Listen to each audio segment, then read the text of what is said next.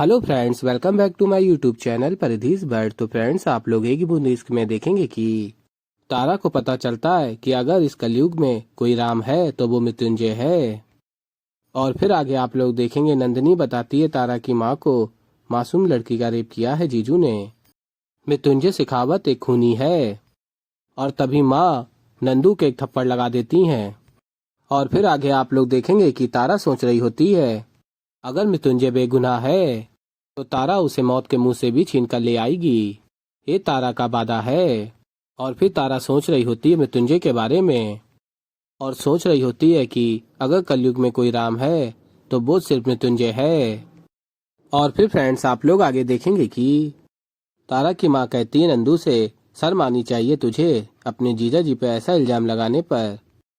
अरे ईर्ष्या की आग में तू इतनी अंधी हो गई है कि अपना पराया कोई नजर नहीं आता तुझे। और फिर नंदिनी कहती है जो कहना है कह ले, 2-3 थप्पड़ और मारने हैं तो वो भी मार ले, लेकिन काश तेरा ऐसा करने से सच बदल जाता, क्योंकि ये सच तस्वीर बनकर कैद हो चुका है जो बदला नहीं जा सकता। और फिर नंदू न्यूज़पेपर दिखाती है, देख देख ले अपनी आंखों से।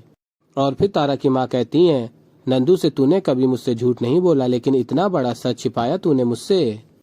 और फिर आगे माँ कहती हैं इतना बड़ा धोखा हो गया हमारे साथ, अब समझ में आया क्यों ठाकुर साहब शादी में अकेले आए, क्यों उन्होंने हमें दूसरी गाड़ी में बैठा दिया, क्यों शादी के मंडप तक हम लोग नहीं पहुंच पाए।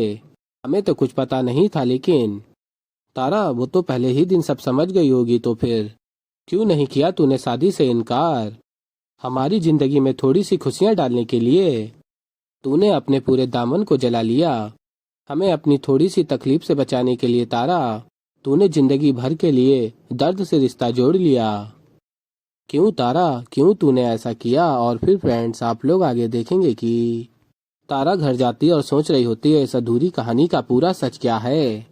क्यों मृत्युंजय ने किसी और की सजा अपने हिस्से में लिखवा ली, क्यों किया उसने ये सब।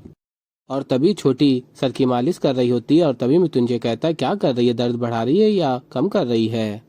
और छोटी कहती कितनी मुश्किल से हाथ में आए, अब दर्द बढ़े या कम हो, रुकना पड़ेगा यहाँ चुपचाप। और तभी मृत्युंजय कहता तुम ना मेरे बालों से जेलस हो। और फिर छोटी कहती और कुछ नहीं मिला था मुझे जेलस होने के लिए। और आपस में एक दूसरे के साथ खेल रहे होते हैं और ये देख कर तारा खुश हो जाती है और कहती है आदमी है ये या कोई अजूबा, किस मिट्टी से बनाया भगवान ने इसे। इतना सब कुछ सहने के बाद भी ऐसे हंस रहा है जैसे कुछ हुआ ही ना हो।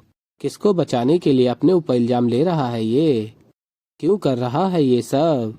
पर तारा अब इसके साथ और जाती नहीं होने देगी। मैं असली गुनहगार को ढूंढ के उसे सलाखों के पीछे पहुंचा कर ही रहूंगी।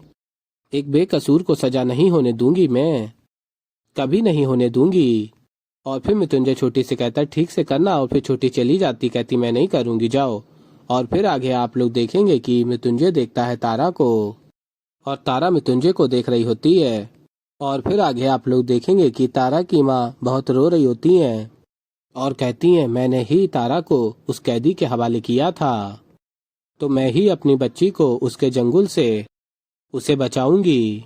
तो ऐसे ही फ्रेंड्स आगे और भी बहुत कुछ देखेंगे। तो अभी के लिए इस वीडियो में इतना ही। तो फ्रेंड्स, अगर आप लोगों को हमारी वीडियो पसंद आई हो तो वीडियो को कर दीजिएगा लाइक, चैनल पर नए हैं तो चैनल को कर लीजिएगा सब्सक्राइब। और मैं मिलता हूँ जल्दी आप लोगों को एक नई वीडियो के साथ। तो तब तक के लिए बाय बाय।